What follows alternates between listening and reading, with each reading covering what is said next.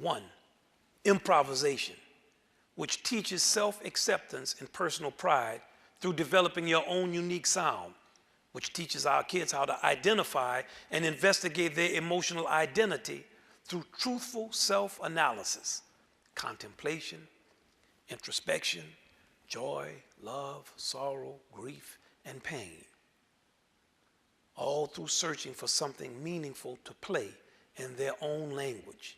I used to always love when I was studying theory and they would say, well, they used to improvise in the Baroque era. Well, people used to improvise in the Baroque era, but they stopped. Well, people used to improvise. When they're speaking about that improvisation, it's always like it's a great achievement. And I said, people improvise in America right now.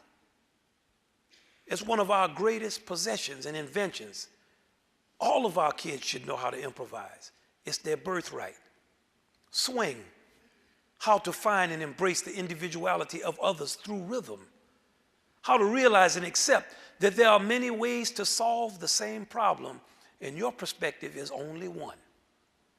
How to create with a group and self-edit to leave space for others and to adjust to changing circumstances with a minimum of fuss. You are not the answer. We are.